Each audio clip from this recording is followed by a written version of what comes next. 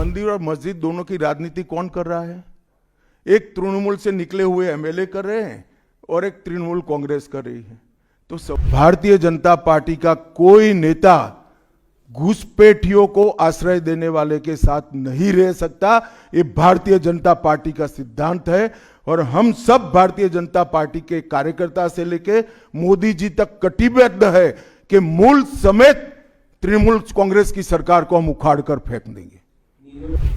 Sir, आपने सबसे पहले ही घुसपैठियों की बात की है, जो सबसे बड़ा मुद्दा देश के लिए भी है और खासकर पश्चिम बंगाल जिस तरह से बांग्लादेश का अभी मौजूदा हालात है उसको देखते हुए। लेकिन जो सवाल आपने किया है उस पे प्रतिक्रिया ये मिलती है कि बीएसएफ तो केंद्र के अधीन है, आखिर ये विरोधाभास तुम कहां भाभी जी को याद करते थे?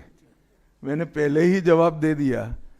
बीएसएफ जब तक फेंसिंग नहीं होती है तब तक बीएसएफ सुरक्षा नहीं कर सकती है। बीएसएफ को भूमि देनी पड़ेगी फेंसिंग के लिए भारत सरकार को। मेरे स्तर पर मैंने 7 पत्र लिखे ममता बनर्जी को। ये 6 साल के अंदर 3 बार गृह सचिव यहां आकर मीटिंग कर गए चीफ सेक्रेटरी से।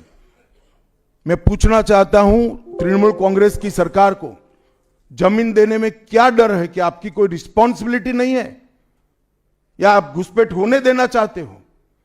और फिर भी नदी नाले जंगल कहीं से कोई घुसपैठिया आ जाता है, कहां आता है? सबसे पहले गांव के थाने और पटवारी के बगैर कोई रह सकता है? इसके डॉक्यूमेंट कौन बना रहा है? बंगाल सरकार बना रही है। देश भर से जो घुसपैठिए पकड़े जा रहे हैं, इनके पास से बंगाल के डॉक्यूमेंट, फर्जी डॉक्यूमेंट पकड़े जाते हैं। उन्होंने घुसपैठियों को अपनी वोट बैंक मजबूत करने के लिए राज्य सरकार की नीति के रूप में स्वीकार कर लिया है। इसलिए मैं कहता हूं कि तृणमूल कांग्रेस घुसपैठ नहीं रोक सकती। बंगाल की डेमोग्राफी खतरनाक तरीके से बदल रही है और आने वाला समय बहुत चिंताजनक है। से पहले बंगाल में मंदिर मस्जिद की राजनीति शुरू हुई है। आपको पता होगा मुर्शिदाबाद में बाबरी मस्जिद का। एक मिनट। मंदिर और मस्जिद दोनों की राजनीति कौन कर रहा है? एक तृणमूल से निकले हुए एमएलए कर रहे हैं और एक तृणमूल कांग्रेस कर रही है। तो सवाल का एड्रेस गलत है, सवाल तो सही है। निर्माण से बंगाल और भारत में शांति का माहौल बिगड़ सकता है। देखिए, चुनाव के वक्त ये सब करने की परंपरा कितनी उचित है वो बंगाल की जनता को तय करना पड़ेगा। मगर मुद्दा यहां तक सीमित नहीं हुआ है। युवाओं की रोजगारी का है, महिलाओं की सुरक्षा का है, घुसपैठ का मुद्दा है, भ्रष्टाचार का मुद्दा है, इंडस्ट्रीज के पलायन का मुद्दा है, गिरते जा रहे इंफ्रास्ट्रक्चर के स्तर का मुद्दा है। ढेर सारे मुद्दे हुए, कहीं से बच नहीं सकते। सर, मेरा एक प्रश्न ये है कि आज ममता बनर्जी लगातार 2 दिनों से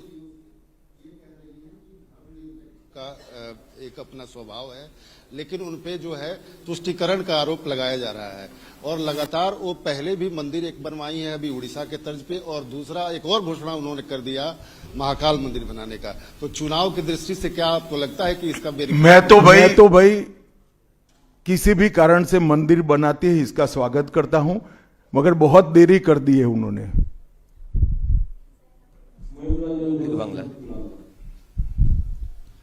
अमित जी, एक सवाल बार बार एक नैरेटिव फैला जाता है टीएमसी और लेफ्ट के तरफ से कि बंगाल में जितना भी काम कर ले बीजेपी कार्यकर्ता, ऊपर कुछ सेटिंग वगैरह है तो अमित शाह जी और नरेंद्र मोदी जीतना नहीं चाहते। आज पूछता है बंगाल, जवाब चाहे बांग्ला, आप लोग बंगाल को जीतना चाहते हैं? कितना सीरियस है सेंट्रल बीजेपी?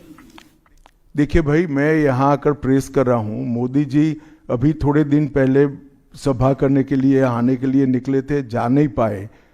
अब ममता बनर्जी कह रही कि हम उनके साथ हैं। अगर उनको भ्रांति फैलानी है तो फैलाएं। भारतीय जनता पार्टी का कोई नेता घुसपैठियों को आश्रय देने वाले के साथ नहीं रह सकता। ये भारतीय जनता पार्टी का सिद्धांत है और हम सब भारतीय जनता पार्टी के कार्यकर्ता से लेके मोदी जी तक कटिबद्ध है कि मूल समेत तृणमूल कांग्रेस की सरकार को हम उखाड़ कर फेंक देंगे। देखिए, ममता जी के पास से और कोई अपेक्षा रख नहीं सकते। उनके खिलाफ जजमेंट आएगा तो जुडिशरी बीजेपी की है, इलेक्शन कमीशन घुसपैठिया हटाएगा, एसआईआर लाएगा तो इलेक्शन कमीशन बीजेपी का है। वो हारने के बाद शायद ऐसा कही कि मेरे कार्यकर्ता ही बीजेपी में चले गए।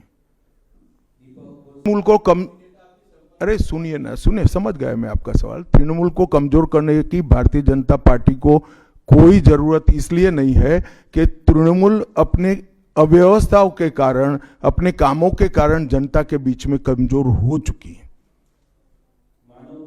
तृणमूल कांग्रेस के 15 साल के शासन में भय, भ्रष्टाचार और कुशासन और विशेषकर घुसपैठ से बंगाल की जनता चिंतित भी है, भयभीत भी है और आशंकित भी है। हम भारतीय जनता पार्टी के सभी कार्यकर्ता बंगाल की जनता को आश्वासन भी देना चाहते हैं और वादा भी करना चाहते हैं कि मोदी जी के नेतृत्व में बंगाल में भारतीय जनता पार्टी की सरकार बनने के साथ ही यहां की विरासत को हम पुनर्जीवित करेंगे। विकास की गंगा फिर से बड़ी तेज गति से बहेगी और गरीब कल्याण, जो बंगाल का आज बहुत महत्वपूर्ण मुद्दा बना है, देश भर में जहां जहां एनडीए सरकार है, भाजपा सरकारें हैं, हमने गरीब कल्याण को प्राथमिकता दी है। यहां पर भी गरीब कल्याण को प्राथमिकता दी जाएगी। और इस सब के साथ साथ एक ऐसी मजबूत राष्ट्रीय ग्रिड बनाएंगे जो बंगाल से घुसपैठ को समाप्त कर देंगी। इंसान छोड़ दीजिए, परिंदा भी पैर नहीं मार पाए, इस प्रकार की एक मजबूत ग्रिड की रचना हम करेंगे। और न केवल घुसपैठ रोकेंगे, सारे घुसपैठियों को चुन चुन कर भारत के बाहर निकालने का काम भी भारतीय जनता पार्टी की बंगाल सरकार करेगी। आज ममता बनर्जी के नेतृत्व में भ्रष्टाचार के कारण पूरे बंगाल का विकास एक प्रकार से थम गया है। मोदी जी की सारी लाभकारी योजनाएं जो पूरे देश में गरीबी का उन्मूलन कर रही है, यहां पर टोल सिंडिकेट के भेंट चढ़ चुकी हैं और हर योजना डेड एंड पर पहुंच चुकी है। 14 सालों से भय और भ्रष्टाचार ये बंगाल का पहचान बना हुआ है। बीजेपी सरकार का संकल्प 15 अप्रैल 2026 के बाद जब भाजपा सरकार बनेगी, बंग गौरव, बंग संस्कृति, उसके पुनर्जागरण की हम फिर से शुरुआत करेंगे। और विवेकानंद जी, बंकिम बाबू और गुरुवर टैगोर और श्यामा प्रसाद मुखर्जी के स्वप्न का बंगाल बनाने का हम फिर से एक बार प्रयास करेंगे। और आज मैं फिर से एक बार कहना चाहता हूं, भारतीय जनता पार्टी के लिए ये बंग भूमि बहुत पवित्र और बहुत मायने रखने वाली है, क्योंकि हमारी स्थापना, भारतीय जनता पार्टी की स्थापना, भारतीय जनसंघ की स्थापना यही बंग भूमि के बड़े नेता श्यामा प्रसाद मुखर्जी ने की है। भारत मित्रों, जहां पर भी बंगाल में जाते हैं, पूरे बंगाल की जनता घुसपैठियों से त्रस्त है। क्या कोई राज्य सरकार ऐसी हो सकती है जो घुसपैठियों की पनाहगाह अपने राज्य को बना दे? राष्ट्रीय सुरक्षा पर एक कितना बड़ा खतरा है, इसका जवाब बंगाल की मुख्यमंत्री ने बंगाल के चुनाव में दे। घुसपैठ रोकने के लिए उनके पास क्या योजना है? आर्टिकल 370 हटता है, वो विरोध करती है। सीएए लाकर बंगाल के शरणार्थियों को नागरिकता देने का हम कार्यक्रम करते हैं, वो विरोध करती है। और वो ठीकरा फोड़ते हैं कि बीएसएफ है, वो रोक नहीं रही है। ममता जी, मैं आज आपको इस सार्वजनिक प्रेस वार्ता में पूछना चाहता हूं कि कौन सरकार है, कौन सी सरकार है बांग्लादेश की पूरी सीमा पर जो वाड़बंदी करने के लिए, बॉर्डर पर फेंसिंग करने के लिए जमीन नहीं देती है। अगर आप जवाब न दे पाए तो मैं ही देता हूं, आपकी ही सरकार है जो जमीन नहीं देती है, जिसके कारण फेंसिंग का काम समाप्त नहीं होता है। फिर भी भौगोलिक रूप से कठिन सीमा पर से कोई घुस कर आता है तो कहां जाता है?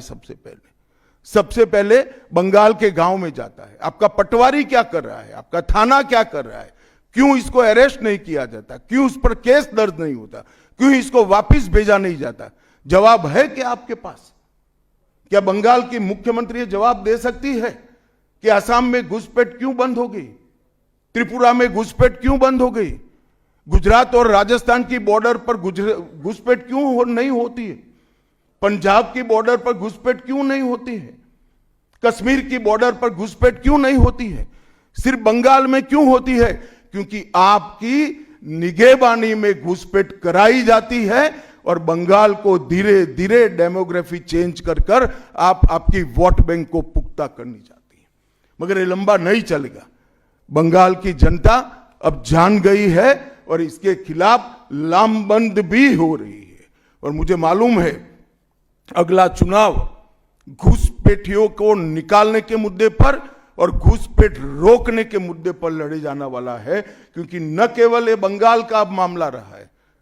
मैं आज बंगाल की जनता को इस प्रेस वार्ता के माध्यम से बताने आया हूं कि बंगाल की बॉर्डर से हो रही घुसपैठ सिर्फ बंगाल का मामला नहीं रहा है, अब ये राष्ट्रीय सुरक्षा का मामला है। देश की संस्कृति को बचाना है, देश की सुरक्षा को सुनिश्चित करना है, तो बंगाल की बॉर्डर सील कर दे, ऐसी देशभक्त सरकार यहां लानी पड़ेगी जो ममता बनर्जी नहीं कर सकती, केवल और केवल भारतीय जनता पार्टी कर सकती।